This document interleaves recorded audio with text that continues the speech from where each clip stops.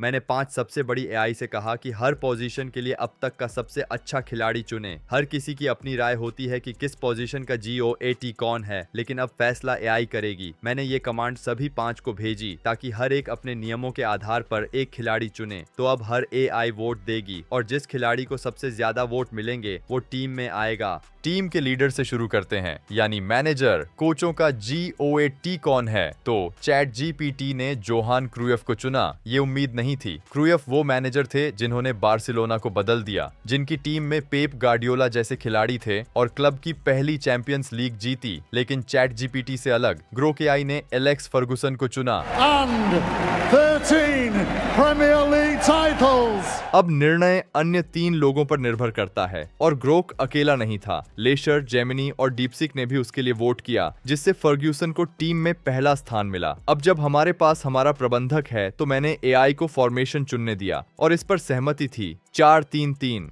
तो अब चलते हैं गोलकीपर पर, जहां ग्रोक ने वोट दिया लेव याशीन। अगर आप उन्हें नहीं जानते तो वो इतिहास में अकेले ऐसे कीपर हैं जिन्होंने बैलन डॉर जीता। उन्होंने सोवियत यूनियन के साथ UFA यूरो भी जीता। 1958 और 1962 वर्ल्ड कप में उन्होंने कमाल का खेल दिखाया और इस पोजीशन को बदल कर रख दिया। इतना कि 1963 में उन्हें दुनिया का सबसे बेहतरीन खिलाड़ी चुना गया। लेकिन और भी लेजेंडरी कीपर हैं, बफॉन, नॉयर आदि। फिर भी चैट जीपीटी ने भी याशिन को चुना। उसके बाद ली चैट, जेमिनाई और डीप सीक भी, यानी पूरा सहमति।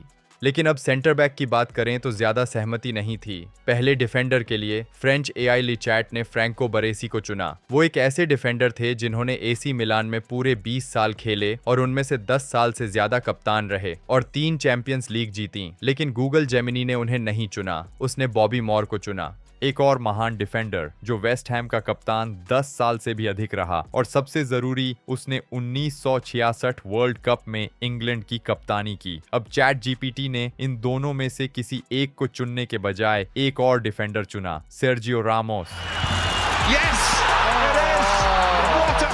हाँ, 3 वोट, 3 अलग अलग खिलाड़ी। तो फैसला ग्रोक और डीपसीक के बीच होगा, जिन्होंने फिर से सर्जियो रामोस के लिए वोट किया। 5 में से 3 वोटों के साथ सर्जियो रामोस गोट टीम में शामिल होते हैं। कोई हैरानी नहीं, 4 Champions League, 5 La Liga, 2 UEFA Euro, World Cup और उनके करियर में ज़िडान जितने गोल लगभग, यकीन मानिए। लेकिन लाल कार्ड की बात न ही करें। लेकिन अभी एक और सेंटर बैक चुनना बाकी है और ग्रोक ने उसे चुना, फ्रैंक बेकेनबायर। अगर किसी डिफेंडर के लिए बैलन डॉर जीतना मुश्किल है तो बेकेनबावर के पास 2 हैं। उन्होंने इस पोजीशन को बदल दिया। एक डिफेंडर होकर भी हमला करते थे और उन बैलन डॉर के अलावा उन्होंने world cup, UEFA euro, 3 European cup और ढेरों खिताब जीते। वो इतने बड़े लीजेंड थे कि बाकी सभी एआई ने भी उन्हें चुना। पूरा सहमति।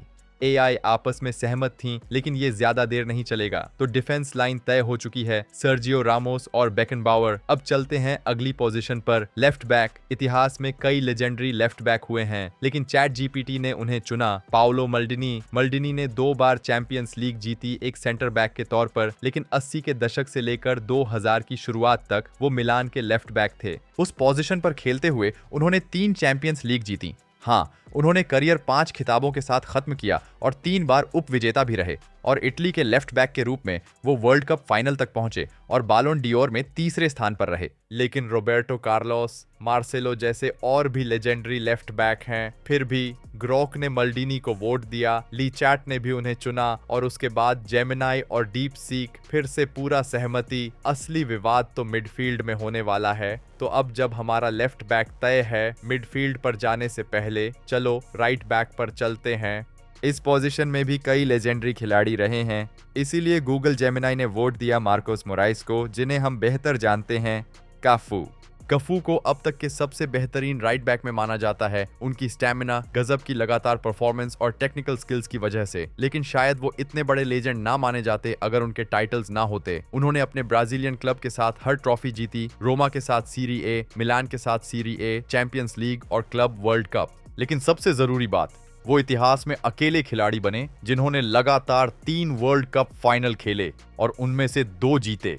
तो कोई हैरानी नहीं कि जेमिनाई के अलावा बाकी सभी ने भी काफू को चुना और उन्हें GOAT टीम में जगह मिली। ये डिफेंस सच में गजब की है। लेकिन अगर एआईज लेफ्ट बैक और राइट बैक पर सहमत थीं, तो अब चलते हैं उस हिस्से पर जहां सच में उनकी सबसे ज्यादा बहस हुई। तो हमारी टीम को बैलेंस करने के लिए इसमें होगा एक डिफेंसिव मिडफील्डर, एक सेंट्रल मिडफील्डर और एक अटैकिंग मिडफील्डर। तो अब तक के सबसे बेहतरीन डिफेंसिव मिडफील्डर के लिए जेमिनाई ने वोट दिया रॉय केन। कीन मैनचेस्टर यूनाइटेड के सबसे दबदबे वाले दौर में टीम के कैप्टन थे। उन्होंने 1993 से 2005 तक वहां खेला, मैदान पर डिफेंस में ताकतवर होकर और प्ले बनाते हुए असली नेता बने। उन्होंने 7 प्रीमियर लीग जीती, 1999 चैंपियंस लीग जीती और भी बहुत कुछ। फिर भी ग्रॉक जेमिनाई से सहमत नहीं था और उसने एक बिल्कुल अलग खिलाड़ी को चुना, क्लॉड मकेलेले। इस फ्रेंच खिलाड़ी ने रियल मैड्रिड, चेल्सी, पीएसजी के लिए खेला और वो इतने अहम थे कि जब वो मैड्रिड से गए तो जिडान ने कहा कि टीम अपना इंजन खो चुकी है। लेकिन मेरे लिए उन्हें अब तक का सबसे महान डिफेंसिव मिडफील्डर कहना थोड़ा ज्यादा है। और चैट जीपीटी भी मुझसे सहमत है, क्योंकि उसने उन्हें नहीं चुना, लेकिन उसने कीन को भी नहीं चुना। उसकी जगह उसने चुना लोथार मैथेयस। वो 1990 वर्ल्ड कप में जर्मनी के कप्तान थे, जहां उन्होंने फाइनल में मैराडोना की अर्जेंटीना को हराया। वो जर्मन राष्ट्रीय टीम के लीडर थे, 4 यूएफा यूरो और 5 वर्ल्ड कप में खेलते हुए। क्लब स्तर पर उन्होंने बायर्न म्यूनिख के साथ कई बुंडेसलीगा जीती और इंटर मिलान के साथ एक सीरिये भी जीती। वो एक बेहद तकनीकी, ताकतवर और भरोसेमंद मिडफील्डर था, इतना कि 1990 में उसने सच में बैलन डोर जीता। सर्वश्रेष्ठ डिफेंसिव मिडफील्डर की दौड़ बहुत जबरदस्त है, जब तक कि फ्रेंच एआई ले चैट ने भी मैथ्यूज को चुना और आखिरी वोट था डीपसीक का, जिसने उसकी जीत पक्की कर दी। 5 में से 3 वोटों के साथ मैथ्यूज महान टीम में जगह बना लेता है। अब चलते हैं एक दिग्गजों से भरी पोजीशन पर, सेंट्रल मिडफील्डर। इतने बड़े बड़े नाम यहाँ खेले हैं कि 5 लोगों से पूछो तो 5 अलग जवाब मिलेंगे। तो चलो देखें एआई ने किसे चुना। शुरुआत करते हैं ग्रोक से, जिसने चुना Zinedine Zidane. It pops out to Zidane! A moment of magic!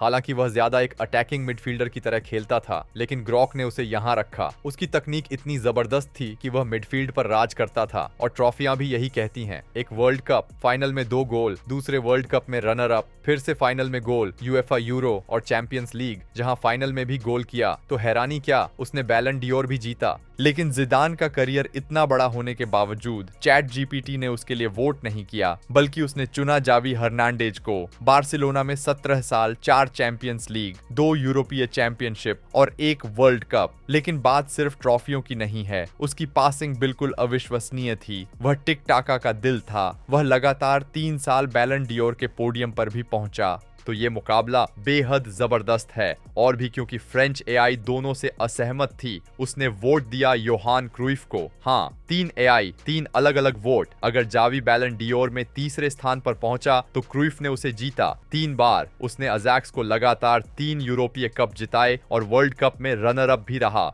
उसने फुटबॉल खेलने का तरीका ही बदल दिया और हमेशा के लिए उसका असर छोड़ दिया।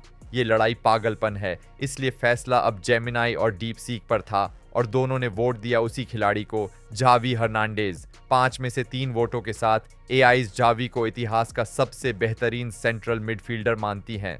लेकिन फॉरवर्ड्स पर जाने से पहले एक पोजीशन अभी बाकी है, अटैकिंग मिडफील्डर। कौन पहनने वाला है मशहूर नंबर 10? अब तक एआईज में काफी मतभेद थे, लेकिन इस पोजीशन के लिए सब पूरी तरह सहमत थे। 5 में से 5 वोटों के साथ एआई के अनुसार इतिहास का सबसे महान अटैकिंग मिडफील्डर है Diego Maradona. And now motors up through the gears, and he's beaten Butcher, and he's beaten Fennick. It's Diego Maradona, and it is quite magnificent. एक भी वोट खिलाफ नहीं, ये पागलपन है। लेकिन बात सही भी है। माराडोना हमेशा से इतिहास के सबसे महान खिलाड़ी की चर्चा में रहा है। 1986 वर्ल्ड कप में उसने सिर्फ 7 मैचों में 10 गोल योगदान किए। हाँ, उनमें से एक हाथ से था, लेकिन गोल माना गया। हा। और उसने नेपोली, बार्सिलोना वगैरह के साथ खिताब जीते, अपनी अद्भुत स्किल दिखाते हुए। तो अभी एआई को 3 खिलाड़ी और चुनने हैं, लेफ्ट विंगर, राइट विंगर और फॉरवर्ड। और लेफ्ट विंग के लिए जेमिनाई ने जिस खिलाड़ी को चुना उसने मुझे चौंका दिया, योहान क्रूइफ। हाँ, क्रूइफ का नाम आया था मैनेजर के तौर पर, सेंट्रल मिडफील्डर के तौर पर, और अब लेफ्ट विंगर के रूप में। ये दिखाता है कि वह कितना अविश्वसनीय था। लेकिन उसे इतिहास का सबसे महान लेफ्ट विंगर कहना थोड़ा ज्यादा है, इतना कि चैट जीपीटी सहमत नहीं था और उसने वोट दिया किसी और को, क्रिस्टियानो रोनाल्डो। ये तो सबने पहले ही सोचा था। आज वो सेंटर फॉरवर्ड खेलता है, लेकिन अपने करियर के ज्यादातर साल उसी पोजीशन पर खेले। Champions league, real Madrid, euro, international football, सबका टॉप स्कोरर। करियर में 1000 गोल के करीब और ऊपर से 1 यूरो चैंपियन, 5 चैंपियंस लीग और 5 बैलन डियोर। तो ये सिर्फ चैट जीपीटी नहीं था, ग्रॉक, ली चैट और डीप सीक ने भी उसी को चुना। रोनाल्डो टीम में शामिल है। अब चलते हैं राइट विंग पर, और अगर लेफ्ट विंग पर कम से कम 2 नाम थे तो यहाँ कोई बहस ही नहीं हुई। सभी एआईज ने चुना Lionel Messi. Here he is again. That's astonishing. It's absolutely world class.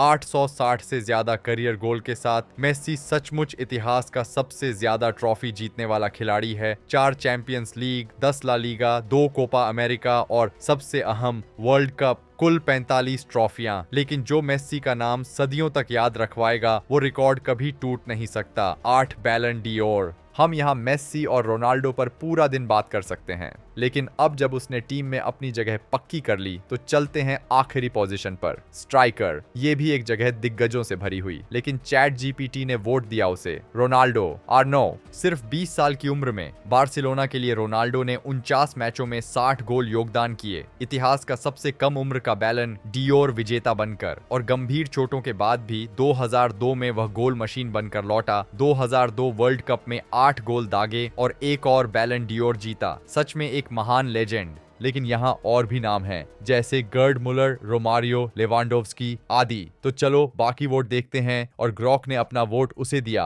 पेले, इकलौता खिलाड़ी जिसने इतिहास में 3 वर्ल्ड कप जीते, जिनमें से 2 फाइनल में गोल भी किए, और उसी की वजह से नंबर 10 टीम के सबसे बेहतरीन खिलाड़ी से जुड़ गया। फुटबॉल पेले से पहले और पेले के बाद में बनता है। 1000 से ज्यादा करियर गोल के साथ उसने खेल को हमेशा के लिए बदल दिया। तो भले ही वह ज्यादा अटैकिंग मिडफील्डर या सेकंड स्ट्राइकर की तरह खेलता था, सिर्फ ग्रॉक ही नहीं, ली चैट, जेमिनाई और डीप सीक ने भी वोट दिया उसी को। हमारी गोट टीम पूरी हो गई। आप कुछ बदलना चाहेंगे? नीचे कमेंट करें।